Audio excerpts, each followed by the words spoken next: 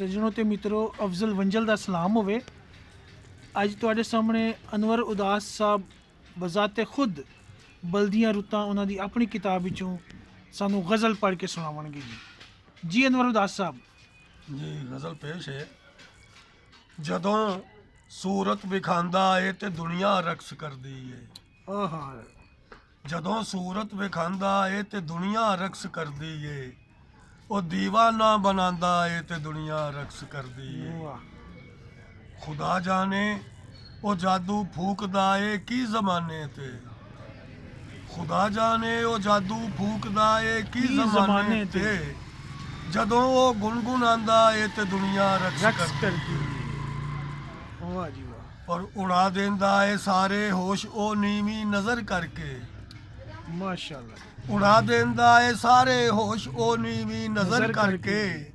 ਜੇ ਉਹ ਨਜ਼ਰਾਂ ਉਠਾਂਦਾ ਏ ਤੇ ਦੁਨੀਆ ਰਕਸ ਕਰਦੀ ਏ।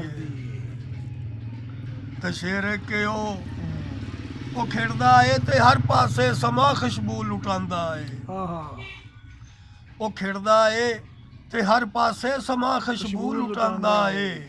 ਸਮਾਂ ਖੁਸ਼ਬੂ ਲੁਟਾਂਦਾ ਏ ਤੇ ਦੁਨੀਆ ਰਕਸ ਕਰਦੀ ਏ।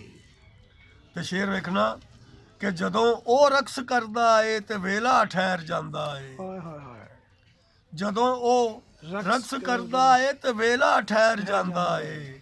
ਜਦੋਂ ਉਹ ਠਹਿਰ ਜਾਂਦਾ ਏ ਤੇ ਦੁਨੀਆ ਰਕਸ ਕਰਦੀ ਏ। ਵਾਹ ਜੀ ਵਾਹ, ਜਦੋਂ ਉਹ ਰਕਸ ਕਰਦਾ ਏ ਤੇ ਵੇਲਾ ਠਹਿਰ ਬਹੁਤ ਜਾਂਦਾ ਸੋਹਣਾ ਜੀ, ਏ। ਬਹੁਤ ਸੋਹਣਾ ਕਲਾਮ। ਜਦੋਂ ਉਹ ਠਹਿਰ ਜਾਂਦਾ ਏ ਤੇ ਦੁਨੀਆ ਰਕਸ ਕਰਦੀ ਏ। ਤੇ ਸ਼ੇਰ ਦੇਖੋ ਕਿ ਹਸ਼ਰ ਕਰਦਾ ਏ ਉਹ ਚਿਹਰਾ ਛੁਪਾ ਕੇ ਨਾਲ ਜ਼ੁਲਫਾਂ ਦੇ। ਆਏ, ਹਸ਼ਰ ਕਰਦਾ ਹੈ ਉਹ, ਹਸ਼ਰ ਕਰਦਾ ਏ ਉਹ ਚਿਹਰਾ ਛੁਪਾ ਕੇ ਨਾਲ ਜ਼ੁਲਫਾਂ ਦੇ। ਜਦੋਂ ਜ਼ੁਲਫਾਂ ਹਟਾਂਦਾ ਏ ਤੇ ਦੁਨੀਆ ਰਕਸ ਕਰਦੀ ਏ।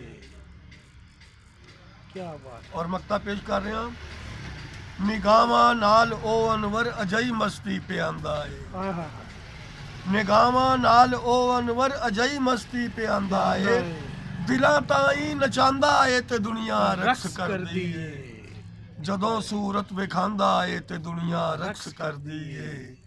ਉਹ ਦੀਵਾਨਾ ਬਣਾਉਂਦਾ ਏ ਤੇ ਦੁਨੀਆ ਰਕਸ ਕਰਦੀ ਏ। ਮਾਸ਼ਾਅੱਲਾ। ਮਿਹਰਬਾਨੀ।